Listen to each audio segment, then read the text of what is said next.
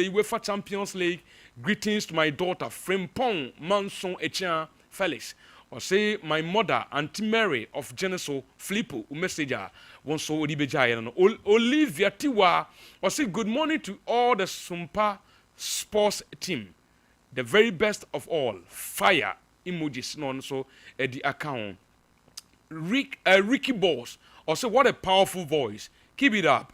You get the numbers one day. Live from Tafu, California. Hey, Sir Prince, Tafu, California. Oh.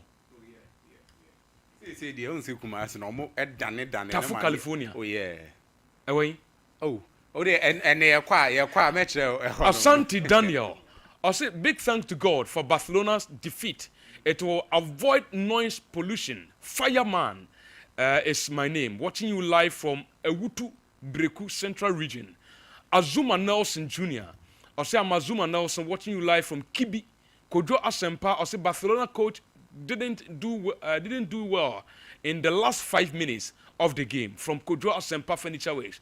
Edum Kumase and also dear free Abba. Emil Smith, I say don't keep us waiting. Oh, but you're saying okay. Oh yeah, Yenfa Ensiwana yen call for okay. Yen twaso ne yen fa kaka mfemfiri ho. We ya mfamfo Douglas. I say that means you shouldn't attack someone's opinion, knowing very well anything can happen in football. Nti banta na eguso ekoso platform na so no ano yen koso ho na yen kohwe eso so de na yen yika kremfemfiri. Joseph Ej Owusu Casimiro or say the flick ball did not work yesterday. Also message no nti flick ball no enra amfa. I must say again that German tacticians are good builders. They make average players look exceptional in a suitable system of play. Gives their respective teams identity and a clear direction. Yes, this is what German tacticians are known for. Hansi Flick. And so Edia Wayeno and our Bonabaso. What Apostle is saying about Barcelona is true, but all that we know is you have been eliminated, and Inter Milan have saved the world from that noise pollution asap. Okay, also message in no. Men shahana minyi ebin so fen free ha. Or say kwesi amofa, or say kwesi amofa medical akan wo de no. Messages no ebisu gusu eba mrepem ye besan so aba na ya hwe na ye dia aka no so edi afiri ho. We ye Zik of Muhammad. Zik of Muhammad saying or say okay. Zik of Muhammad or say emba yesterday.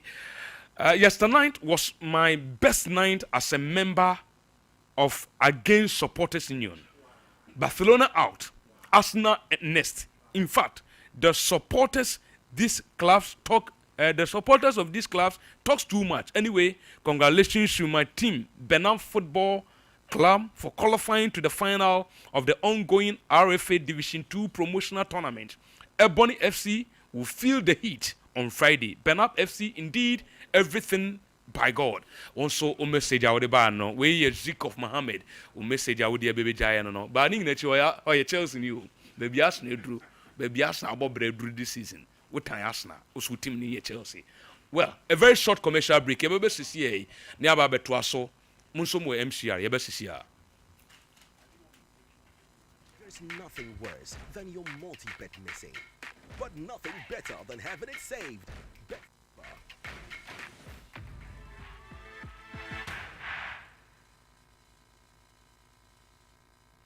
Introducing Betway is Bet Influencer, a groundbreaking feature where you can make money by just sharing codes. He just needs to share his codes and make money. The more his codes are used, the more money he makes. Oh yes. So, what are you waiting for? Anyone can be a Bet Influencer. Share your codes and make money. Bet Influencer, another world first from Betway. This advert has been approved by the Gaming Commission of Ghana. Betway, get way more. If I shall plan, I'm sure you'll bag. Right, and not so good. Nata, about Michelle and see about Queen Wayne say. Bra, said your time about Misha, as ya Jimmy me fearful, and ya about ever so. Really, don't this offending now. Bra, some make us a midi time about Misha one dance ya. We are singing now a better maker. 87 malaria, where drawn time about Misha. And you go, dear, no more to want to me any deal. What drawn a time about Misha? A drink and your ma or bar waffle through. Dear one mark or down for any aquada when you fear to me, and son of the town about Mr. Draven. Shasta Wako Hospital and answer lab. I'm what who said, oh, a 3-day malaria be answer. Kayo said time near TIME. Time about Misha. I feel malaria fever be an ziva a woman. Ever trap. Ubenya be at all, over the counter medicine sellers. Any herbal shop to do an FDA Aji a judging cratoi at all. Abusaka Krakabi will have made out to Nara, who said, woman said, I will frack it to 1 year, 2 years, I can die back. It's the African Spider Man, I may have frack it to him one any power here. Get the big cost for Nuti coming when you go ready, won't be.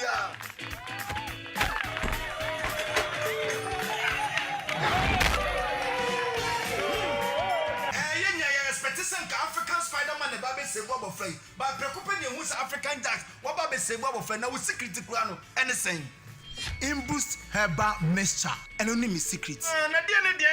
Now me yet train my own form. And a police me do one dance section me say, many namin sonshare, namin soen, a boosting immune system. I'm a semi trainer mental bread. Meet me the come on. I'm on come with mom so a cost. Me class so me tie yale, I'm my lattice latitude, me yabaco. And yet, Necoso. Hey, Spider-Man, what are you going? I'm a cratching. Ubenya Imbus herbal mixture and pharmacy and answer herbal shops. A pin for and in Columundi if you do me no enum. FDA agitating tattoo at Want better future, join Dara Rose, cause our grit be the future. Join Dara Rose, this be one for the culture. Join Dara Rose, cause you do my day for Ghana. Join Dara Rose, Dara Rose.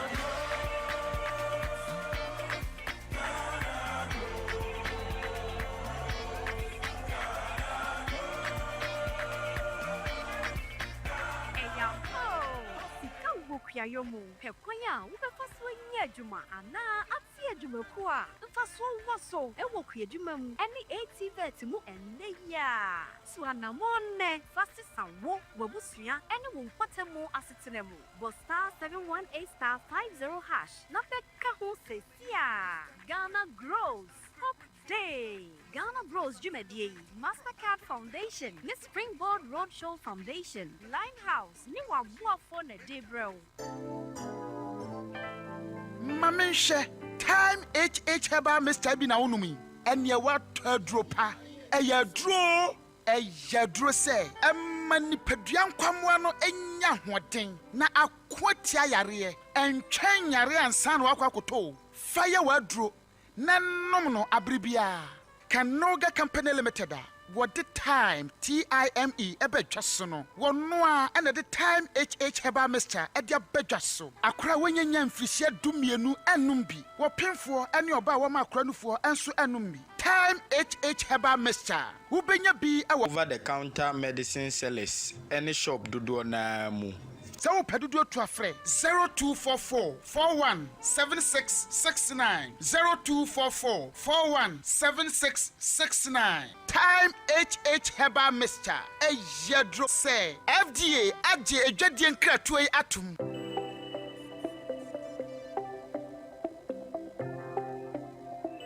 Rise and shine with Yas toothpaste and Yas toothbrush. Start today off right by grabbing your Yas toothbrush and squeeze a refreshing dab of Yas toothpaste on it. With its soft bristles, the Yas toothbrush gently cleans your teeth and gums, giving you a comfortable brushing experience. As you brush, feel the powerful formula of Yas toothpaste working its magic, removing every stain in the cavity and leaving your teeth sparkling and fresh. Plus, Yas toothpaste helps make your teeth whiter and protect your gums, keeping them healthy and strong. Choose from our 3 variant toothpaste: Total Care, Herbal, and Winehead. Make Yas toothpaste and Yas toothbrush a part of your morning routine and start your day with a confident smile. Yas toothpaste and toothbrush, caring brand for caring families. There's nothing worse than your multi-bet missing, but nothing better than having it saved. Bet safer.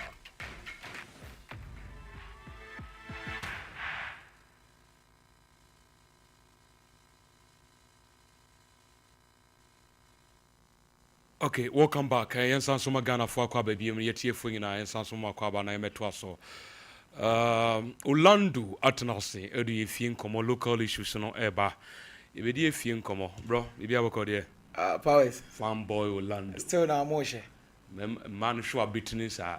Me say still na mo hye na. Arsenal de na. Ana ehu bo. What am I number 9? About 9. About 9 and my catch. Anajo 9. Anajo 9. Ni abo wi o. About 9, I'm say about 9. About 9 me hunyo me yi. Yenko. Yenko. Right, yensan so tie for ne mama kwa ba bi mbra Sompa 93.1 and afin so Sompa TV so ene anopay efisembre and aso ayede breo Ejekum Blankson Junior abetimi afremi Orlando and I'm doing 7 bro na ye sha se ye free Kumasi Asante Goroko onim se omo boabo omo na kwasiada ebei MTN FA Cup no omo ni team ye friend Brekum Chelsea and so etime e dia boy ni endra training section na ekọ so ene ombeto aso na coach Karim Zito eden sem kakra to draft ni two strikers ekuta ni sia ye Kwame Poku and afen so Albert Amoa onim se enano yi omo ne Aduana Stars Kwame Poku nya bo bi a na esen kodema Albert Amoa e ma ne finish wan farmer no ena omo konkran yi nso no Albert ensu konya bi a ono nso na esen kodema Kwame Poku a wa mama coach akasa fa sansem ne. I think yes, during our first match Amwa should have given the ball to Poku, and today to look at what happened.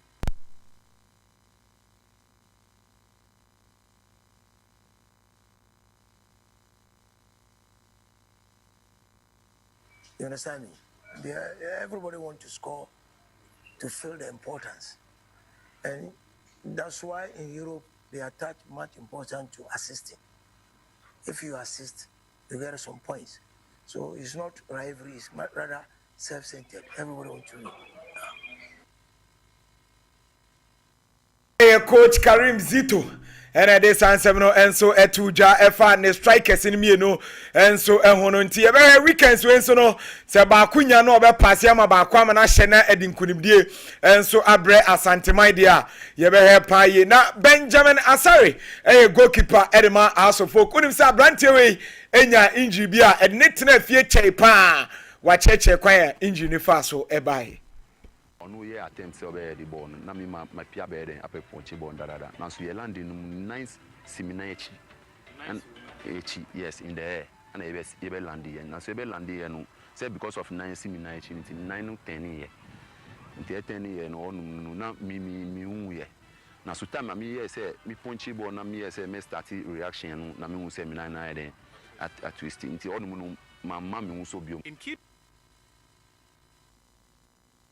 Eno enso Hasofo goalkeeper Benjamin Asare and this answer no enso etuja on ninja onyaya emane tenafie enso echeye no na sports and recreation minister Honorable Kofi Adams edensam enso akotudwa ebra endra ohia all the federation heads no ono omudi nkomo eno ochem se sisi ade omo beye ne omo bebre se de beya omo be reset Ghana football to do different or do more than we are already doing, do more to make sure that we truly reset our sports and give it the kind of injection that it rightly deserves to be able to reach where it must reach. That is what should get all of us. As I always say, I am 101% politician. The truth, however, is that the talents you and I are supposed to be leading, to be identified, will come from varied backgrounds and may come with different political coloration or may even be non-partisan or even not involved in anything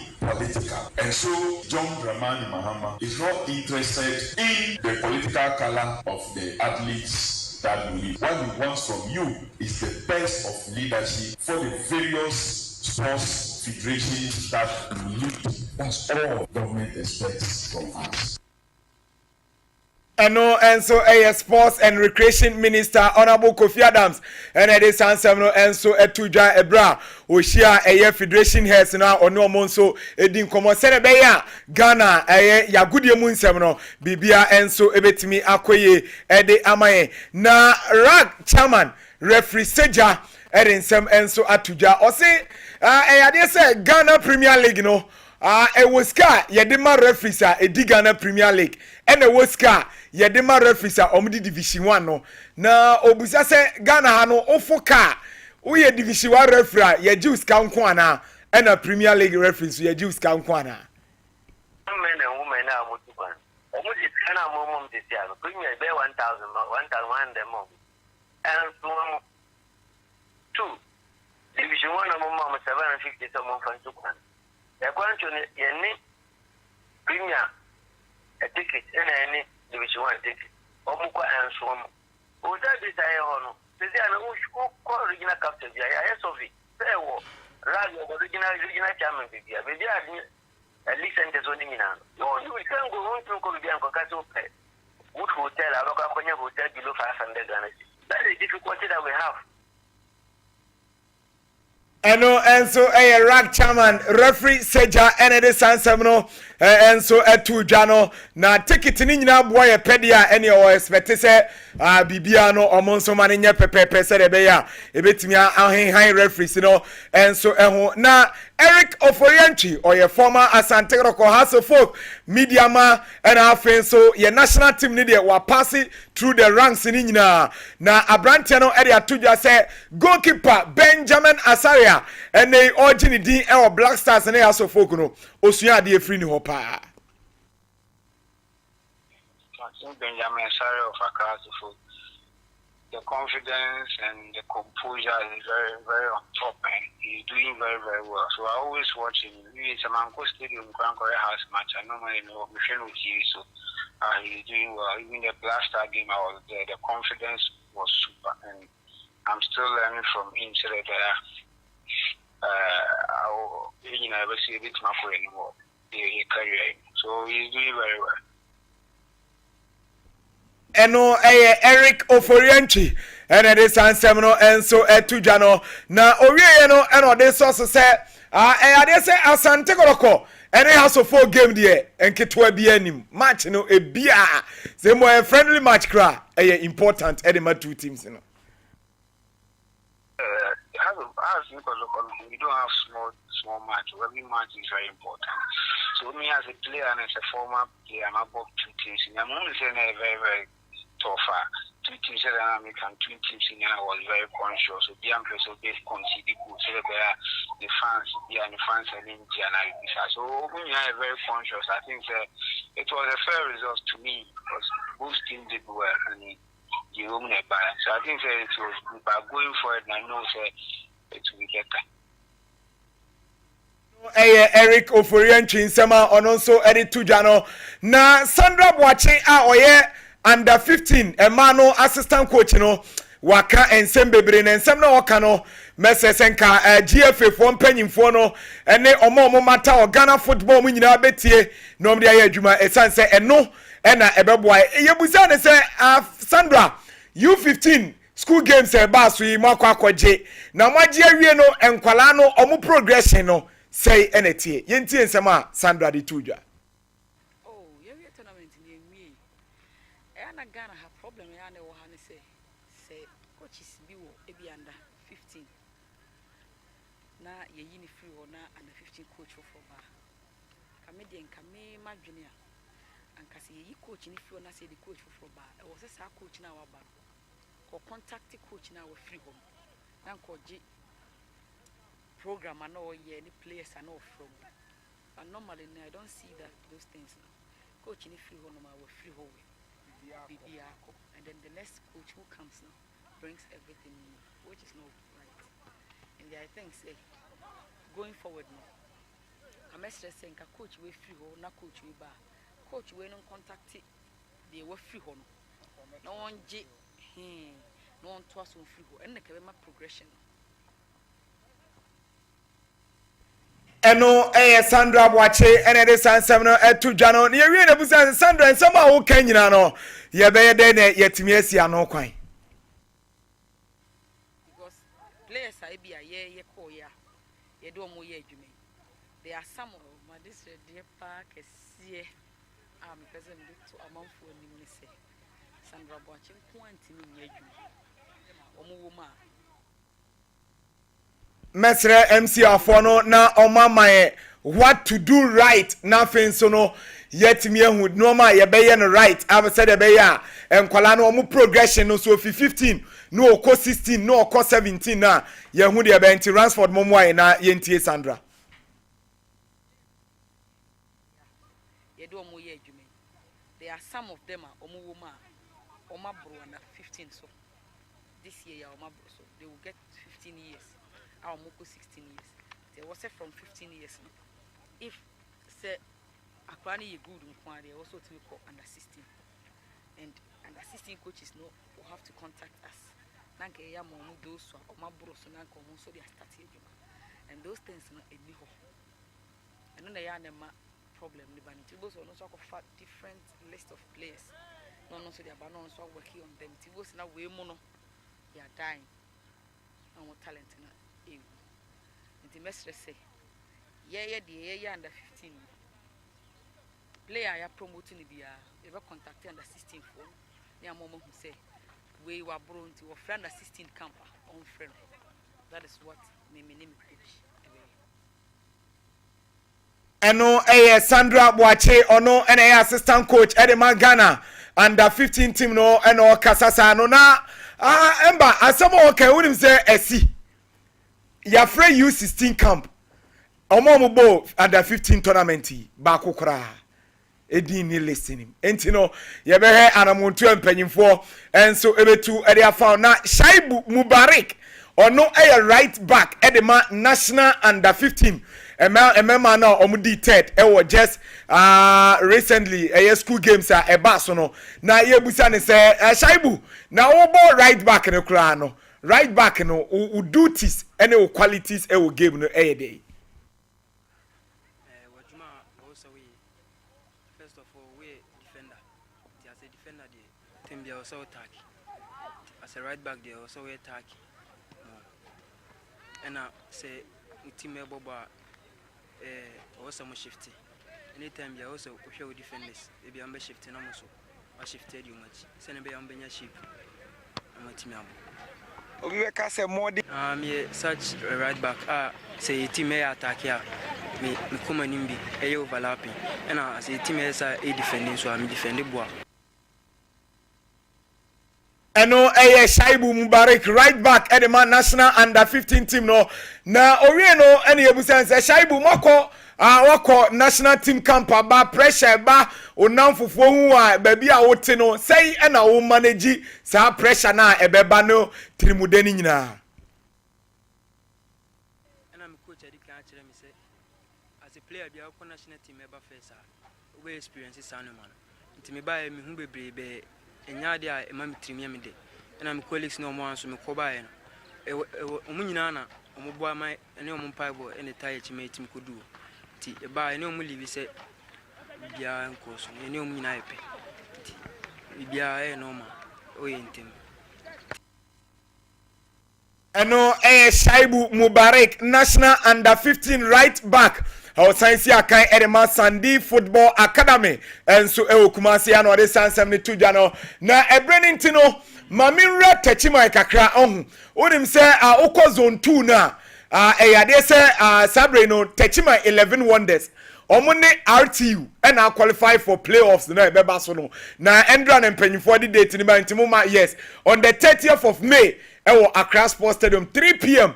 Techima 11 wonders any RT wow be shebiano o say back to the premier na no any echebe kasamafo erema Techima 11 wonders Kofi Wusu Aduomi adodo na friend the don ono nso eyensemchoni any ebusa ne say Jenny ni kra no Kofi say na Techima wonders mo Jenny no ehase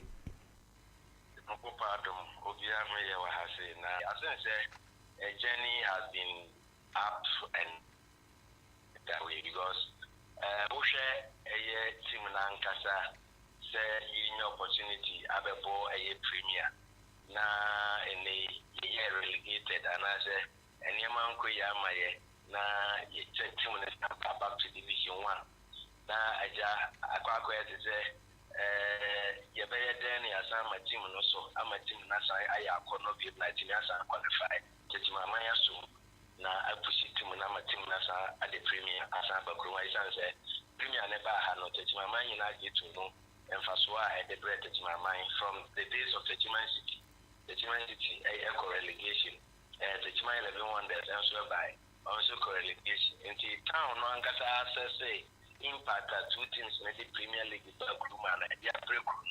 For so also say I was a premier no.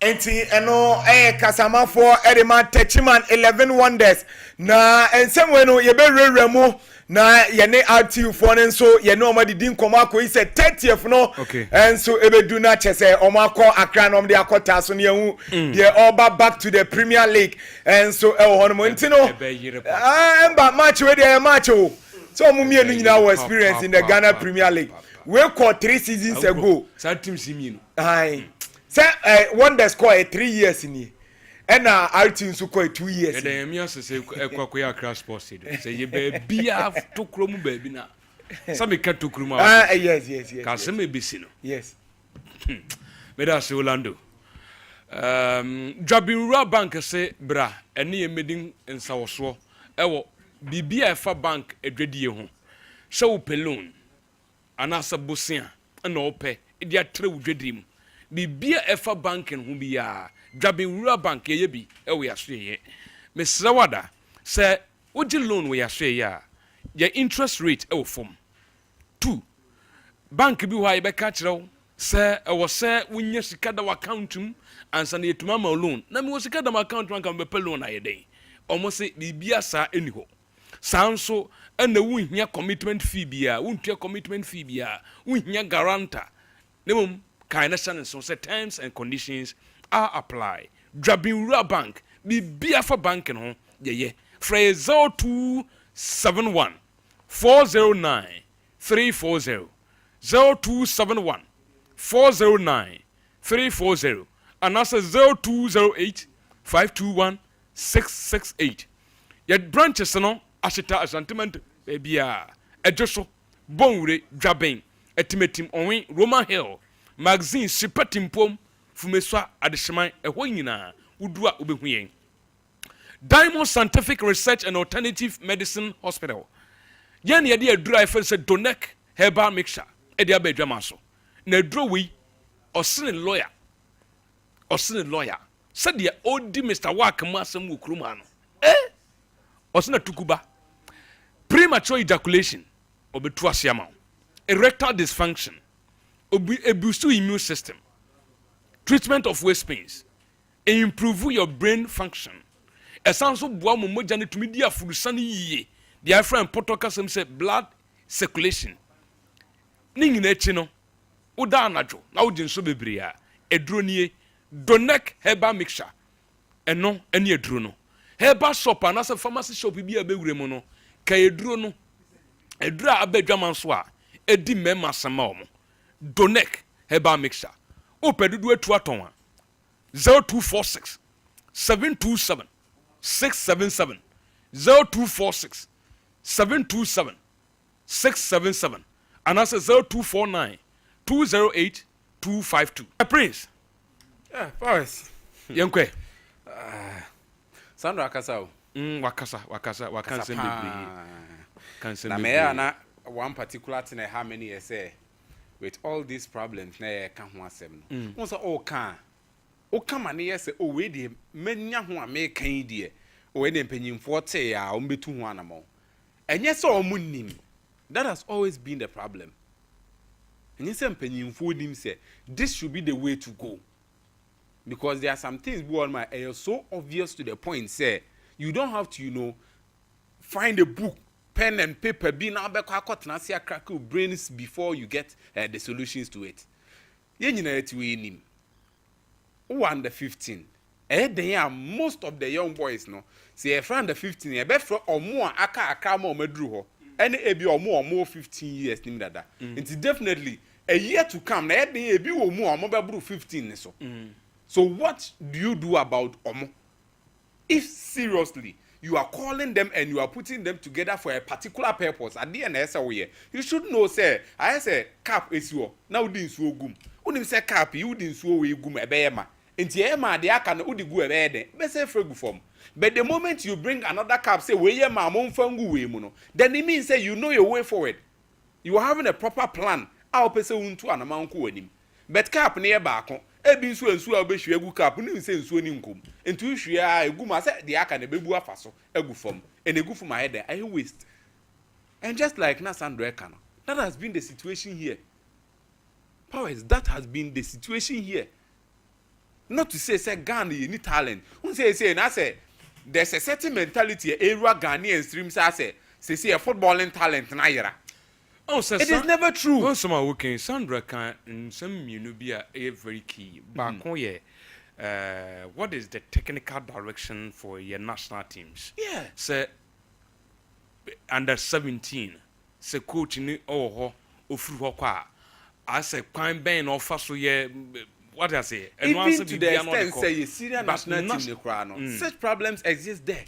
Your senior national team such problems. Ebi wo honom. Enti na junior side na obey anything. Ebi ni said they no Orlando can say ya frɛ under 16 for near players. Not a single under 15 player. Woman amoko nansen ya amobo ye ba. We quite enche you. Say be beka say all African games no accept the eka di anka beka say ache ebia year bia na bi. And also under 16 tournament ni be drew one 15 for no mu nyina aburu 16 ana. No, Paris, this is kwa mutimi bo 15. Ade na chese be do no mo. Be at the main tournament no and the 16 main tournament be drew no mo bo under 15 no mu nyina aburu 16 years. Oh, now it will not be more than a year. The tournament from now no enya more than a year. So definitely there are players that mutimi room. And even kwa should when can you case so Paris hey na edru ba bia unse ka the foreign stories and as foreign issues are unya variety of good things to talk about. But here the point look at what is on board that we are talking about. Transitioning from under 15 going and I say the junior side is a problem here. The fundamentals that we are supposed to hold on tight, you know, and not a problem. Right now, and no issue on board I can want them. Na better than free under size no, and I said the junior size no. Et me akwa could do the main senior national team. A better than yet me akwa could do the Ghana Premier League. The problems are very visible. And the solution is not anything. It isn't something you should be cracking your brains on. But I am in the womb. So when he say mini bucket one Florence. So when he say Obobo. Sandra ya odi enkomo ya. She came to their school games. Ebe share. And players who you omono. My sister was a part of those players no. But I na there ba always onu di enkomo ma ya aware. What is the plan for your sister? Tio and kamimi twe powers. Sen kamidi and kaminia. Enti mimi ni ade se menye obi a ono ne bi owo into the football system now the nation inside. Sen kametu mother anameboa because ono na what system ni mu. But yesterday and these people when you have a conversation with them or should busa say what is your plan for unuano? Telling you say omo na nkasa ne omo a proper plan. So one share annual investment ama unuano talent wo ni mu na mpia me ne de me medru ba bi no na makwa akopem. You get a point I'm making here. So this has been a problem. Always it persists in your football. But you enhwe nka ho hwe. Ye kan na talent na Ghana Premier League. Ye hwe super clash. Ense me na ebe kan ye. And players ni buo no ma omo nso kotoko and omo nso has and a ball ne nyefe and a we nye say. But meanwhile talent ni free and ketwe ba no.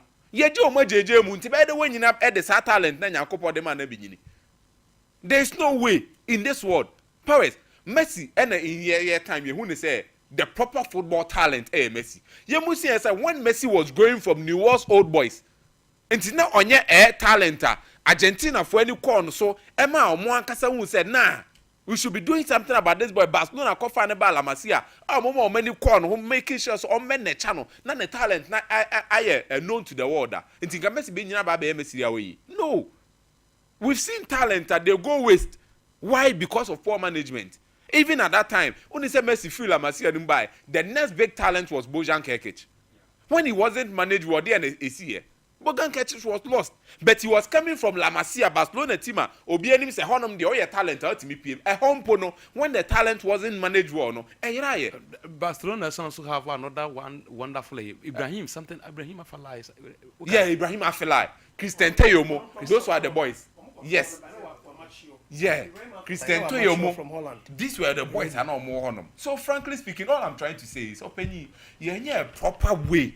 I him say free step 1 and cost step 2 cost step 3 way and some how can I who seriously obi my message be I say the entire one free under 15 phone being and say this under 16 phone they've gone or say I mean just make me kind of message now or say these players were selected based on their profile matching criteria captured using the the Ghana football DNA philosophy and the GFA implementation, GFA's implementation of the FIFA Talent Identification Scheme, TDS.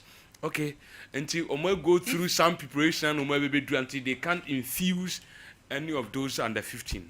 Well, so if that is the point, then it means directions no be there than the baby, and the 15 direction and the 16 direction. So there wouldn't be any time. We free has here a baby boom na ababe link ya be one.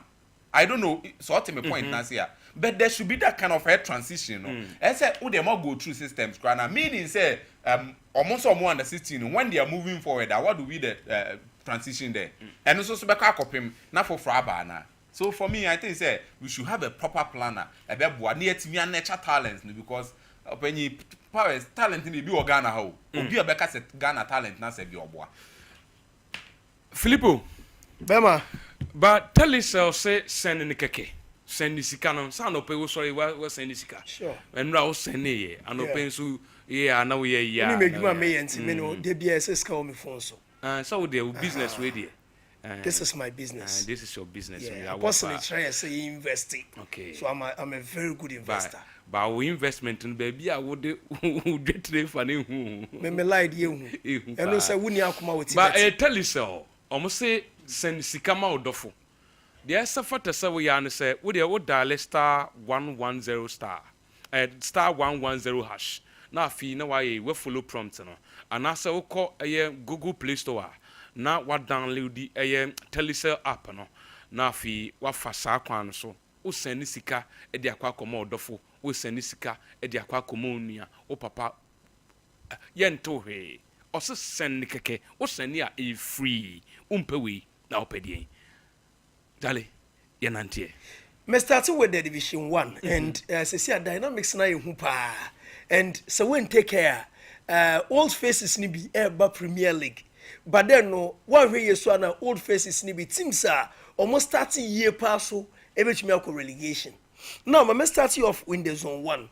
In the zone 1 say no a tense battle between Hoho United and Port City.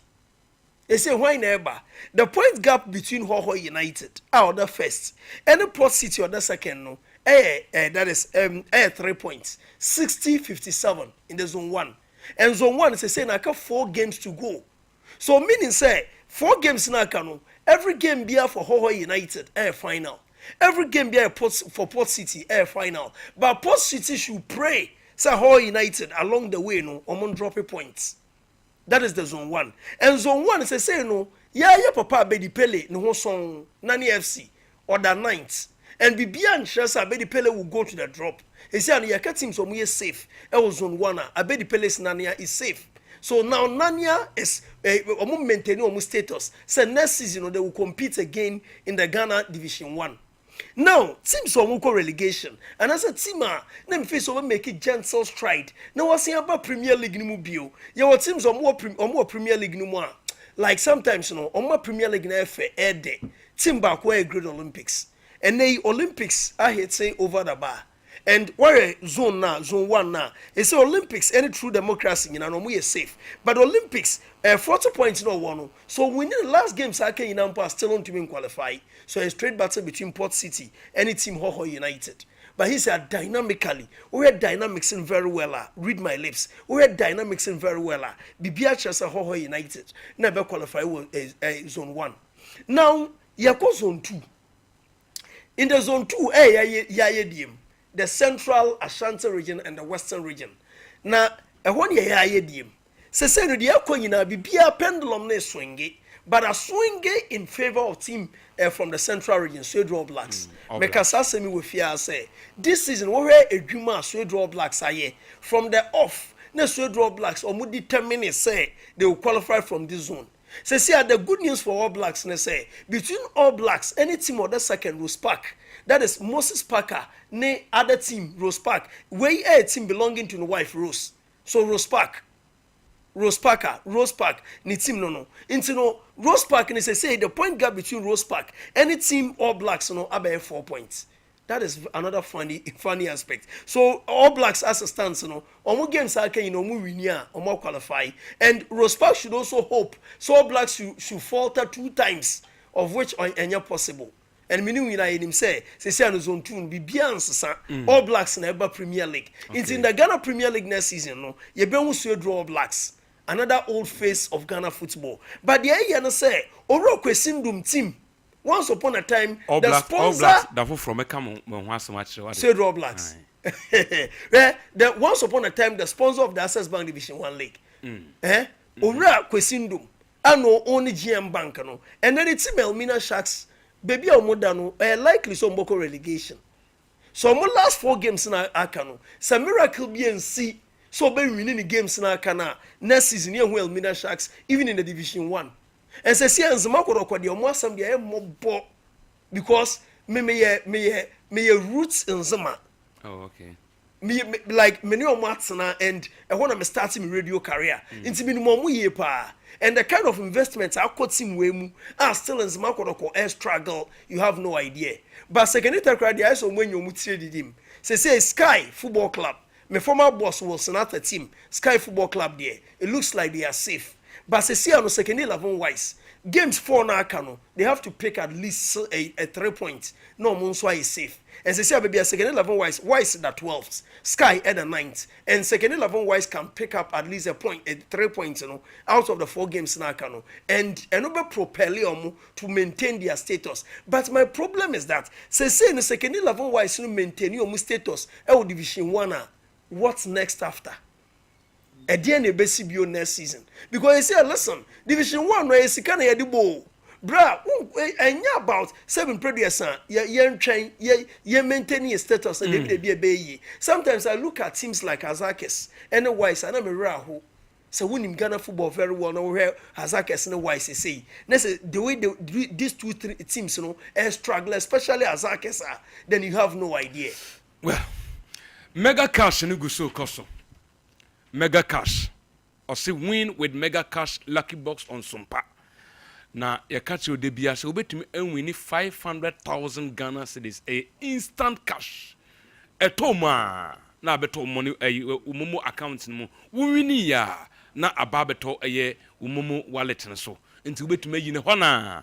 Na and also the chance o dial for star 426 star 6 hash. Now, if you was selected 1 lucky box out of the 6 exciting options, we are no impute amounts, no. Sika, the opposite no we try. No, I confirm, and of course, while authorizing the Momo transaction prompts, you will receive the results and payment instantly on your phone. Efe, Ede, Akono, Famu Jim, Ubetumetre as low as 5 Ghana cedis, Nesika Ubinyano, and Yasam Ketokra. Famu Shem. Mega Cash lucky box on Sompa. Senior Apostle. Bokodie. Also want to send a message on the subject matter of Sandra Bochi. Adia Bako TSC, I don't even want good. Adia Bako is TSC. First of all, we are serious about youth development. Adia Bako is particular about the kind of youth programmer who did to any trainers, coaches are Sebi Omunye. In the past, we've had experienced coaches, or Sam Dudu. You saw Sam Dudu excellent performances from the youth level under 17. Mweko Nyokoyema Gambia, Coach Afrani under 20. You must make sure, say under 13, and I will shall say free. get the coach. So on coach under 13 that were about coach you side. No share under 13 as here. So pick quality coaches based on competence and experience. Nkolanti tia ye thing. And you'll be an intimidity and yet how exceptionally you are in terms of CV for coaching. It's about a combat fast or better CSS omu yenkola. A combat fast or problems or more any a combat fast or each player how are over improving such players is very important. Beyond that, I saw TSS I saw keeping such coaches there for a long time. Omanya experience our train of the young people until now they can improve them better. As a relationship between the next phase of under 13 and under 15. The under 15 and under 13 coach have very good relationship. Before handing over players at 15 grano, I saw to me catch from players no certain profile, more attitudes be certain values of the players. I bear ma or my better. Near I wa fema while ye jumana do baby efa work home. And till me catch us a work bar problem on huni and your bar ye way anyway. So you hand over the players, you hand over a report on each of the players, and then also you narrate a proper picture of near soye because when Timmy you hand over to them. That is what you do. And at every point in time, no, progression is bringing consistency and chemistry. Sabio, this is what youth development is all about. Ghana, we've developed youth football and so it's always important. Sanders, look, if they are going to Omiko Franda assisting Grabwa, at least there should be a certain communication between under 15 coaches and under 16. What thing am I gonna say? There should. It's always the best. We say be a Abrofon. That is what they do. There can never be any proper progression in youth football anywhere in the world. Albeka said, the under 15 to under 16, under 17 coaches, they don't have good correlation and relationship or discussion. Then what kind of football development are you doing? What? Because some of them call the next phase. The next phase, nipa hono, I saw Timmy who omo by and sin to our near my soil because development is always a continuous thing. But yeah, we are good at creating wonderful offices. Yeah, by Juma Nankasa, you know, there they are a groupie. And at their way, it has been there in the past. Look, when Bobo was asked to stay over under 20, 2009, 2013. Yes, 2013, no. I mean, 2013 or Master Kono that started the qualification. Now, Siki Akono and Okonya has a work job. He went to Master Kono. But between the two of them, there was a very important transition. There were discussions. I was present. There were discussions between CK and Coach Masokunudu. Then Masokunudu Black Star. Then Bobo was asked to come and take over again. Because of the experience on when he took over again, you saw what happened. Yanya bronze medal. So it is always very important to make sure, say, Coach, there be a muka messimu. But for Jose Peckerman being under 20 coach for 6 years running, would you have the messes? Would you have the Agueros? Because when you experience, so you become better even choices of players and improving players. These are the most important thing in football development. When the foundation, who can say la mi yama no pototi say who can say no can was so the foundation for football development ne aha no anya no writer and obenya ne yes was stadium a classical. That's what you see when you fail to do the right thing at the foundation level. Senior Apostle and Watenenka on these issues. Well, time and also so to my friend our basso, Yinti was wadrinchere, and some who do a yedin komo and on this very show, a free the Champions League and game PAG and PAG Arsenal and then Inter Milan Barcelona. Issues are yedin komo fee efa yen footballer as a lack directions near who issues be pre. Emrana son so bra na yendin komo 0551931931 0551931931 0548931931 0548931931. Ubechima friend also about so na yedin komo. You can equally join us this morning on the show. Wadrin chere wasem busa waten yen waten no fabra na yen kasa. 0551931931. 0551931931. 0548931931.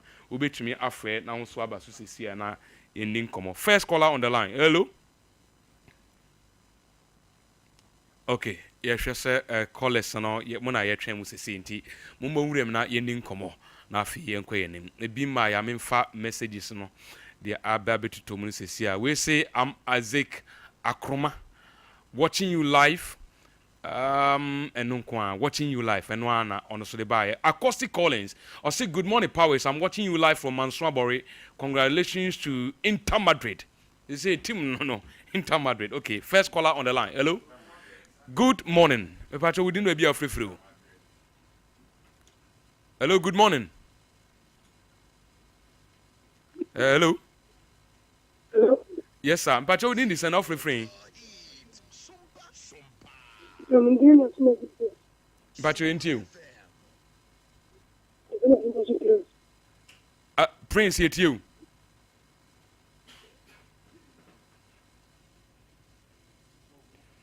Well. Yemfa your next caller say okay, yemfa next one. Hello, good morning. Hello, good morning. Good morning, Senator. Yes, I'm Pacho Udin, baby, you're free. How I'm up on my free sample on you. Young Quay. I'm not sure from the chief and sympathy that you know. I think I have people to know. And the Oba Sampa, every year for a better answer for this. Mistake ya oye na mukemani nyesa mistake ni bi nandra oti yakoma pa bra panyoni nyamje ju enra temakoma ya semo yanko next caller good morning champion ember power ba ko fe yes sir anane rusuko joku anane bibia bokore ewe die yaboko anane yanko ana endra na mem potum na ba internet ba sa no bobo ye papa and then sana ishfiano then the Ghana the Ghana papa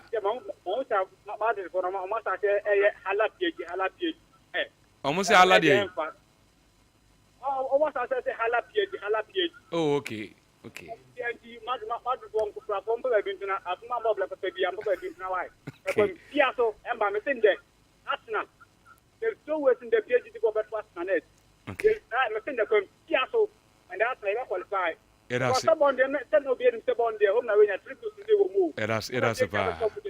It has final Sunday in house now and one echo. Madrid for time say you show home in a way a tiny in a honey fruba. Next caller, good morning. Yeah, that's a anani. Next caller, good morning. Hello, good morning. Hello. Hello, good morning.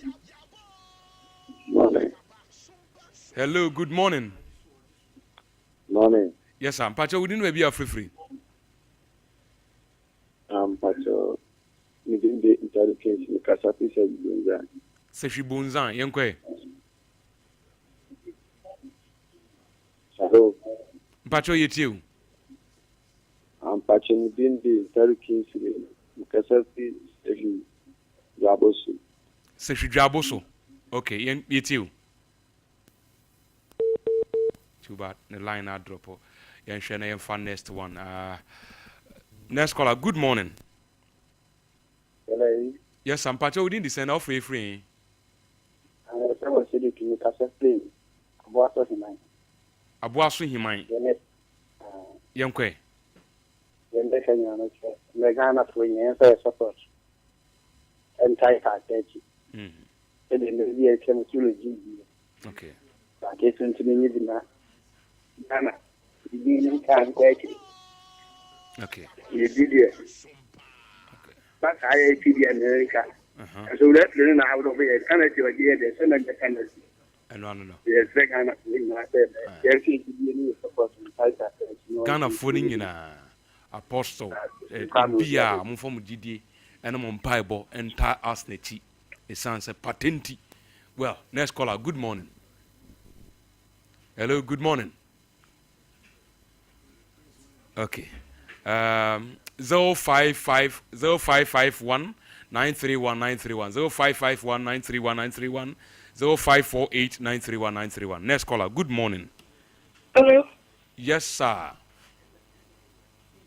Hello. Hello. We about your team phone so within the same free. Hello. Hello.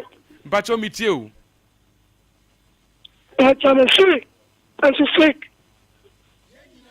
I'm sorry. I'm back to the new. What's the answer flink here then on your team ye? Ayo. Yeah, that's it. Next caller. Good morning.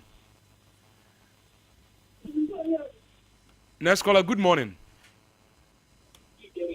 Hello. Yes, sir. But you didn't be free.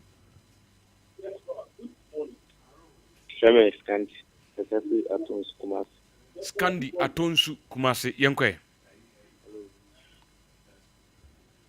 Scandi, but it's you.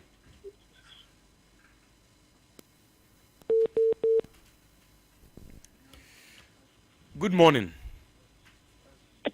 Hello. One hour here, last caller. We didn't be free.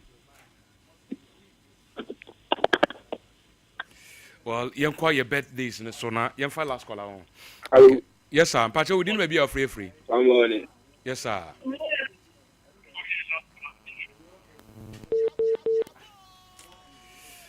Okay, Yanfa birthdays in the sona. Yana Yempeje mu na Yanko. First one ni Mama me Mrs. Ebuli. Okay. Mama me the picture and then birthday. And happy birthday and come and from our Mrs. Baby I will be ano Awadapa and a Sompa sports team in ano. You wish this morning. Next one, your Master Adu of Dunka or Orlando. And also for platform we so na you wish happy birthday and come from our Master Adu all the way from Offensu Dunka.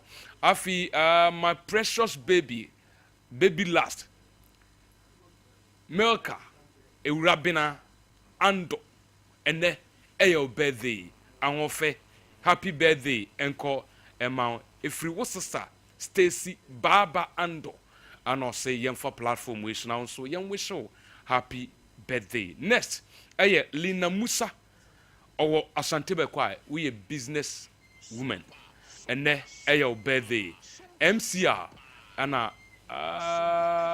okay and your birthday if you want we don't want to count. Okay, and then your birthday. Happy birthday. And come out, you know about Ahonfe, all the way from Asante Bekwa. Sansuna, Aikitu Perez, Di Benabao, sports analyst, Owo Obuase, Asida FM, and then your also birthday, and then Wawoda.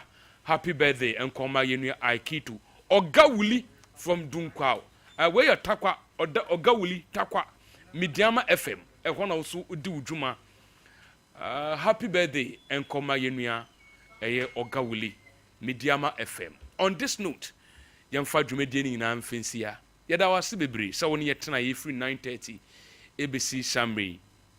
A pejemu, a boardroom yinua, yet the Nibetrim Wakra, Yakwa Kofa midday news no. From MCR, Ranford, Obapa Grace, Calvin, no more Mubua from MCR Arena no. Asida and Common, what Apostle Enka, what Sir Prince Enka. Samson Filippo ni Orlando. Mr. Wack, on the producer for this great show. You're from Emma Power. Christo Amba, Etna, Yebe Sanswe Dia.